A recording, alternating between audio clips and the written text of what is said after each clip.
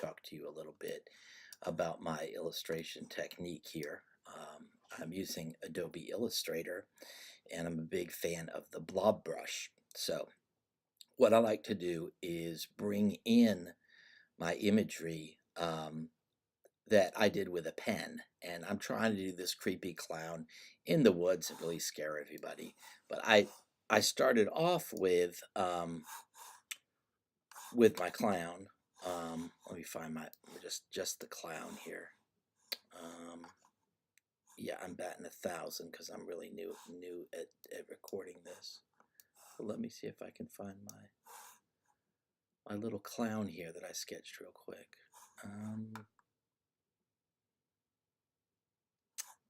Or maybe not. Let me see. I think in the future this will probably be a lot smoother, but here's my clown. So how did I get my clown? Here's a preview of my clown. I shot him with an app on my cell phone. There was a scanner app that Miss Canon was telling me about rather than using a flatbed scanner. And I kind of like the fact that the background isn't really white. It's actually more of a neutral color, a medium color, and that allows me to work in tints and shades. Tints would be going towards white, and then shades would be going towards black. So I imported this guy, and then I zoomed in Illustrator, and this is what I have. And over here is the blob brush tool. Now the coolest thing about the blob brush tool is you can click it twice. And when you click it twice, you get this. This is the size of the brush that you want to do. And it's the angle of the brush, which I'm not much into changing that.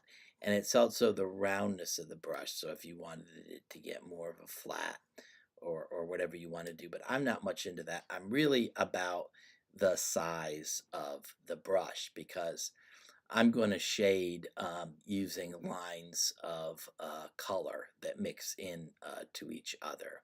So I'm going to go ahead and bring that size down a little bit to about a 3.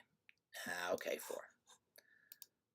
And what I'm doing right here is I've got a white color chosen, and I'm trying to paint in the kind of grease paint that a clown would have. But then there's areas where I'm going to start working into the shading. So I'm going to come up here to opacity, and I'm going to start dropping the opacity on this white color.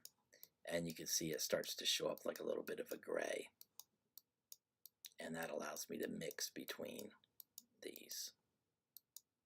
And I can do some black lines and I can do some white lines to kind of emphasize where these things meet. You can see my little black lines that I did there.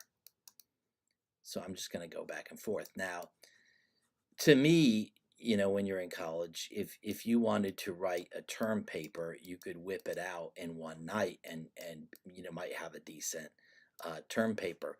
This gets a lot trickier when you're talking about art. So I really don't think there's many things that people can do really, really quickly and then they look really well. And if you're doing illustration, you want your illustrations to be incredible portfolio quality so that you can end up scoring jobs with that type of work that you do. So what I'm going to do is I'm going to go back and look at color again. And I want to go with something that is in between the black and the white. And I'm going to bump up my opacity a little bit here. And I've got a little bit of a more of a grayish color that I'm going to work with. And that's not dark enough for me.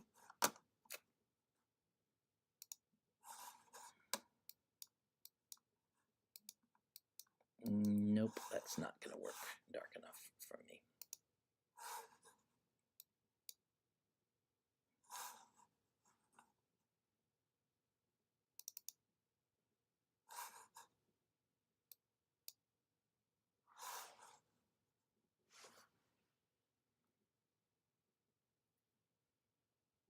shift click. I'm going to use that guy right there. And it's not working. Okay, be right back.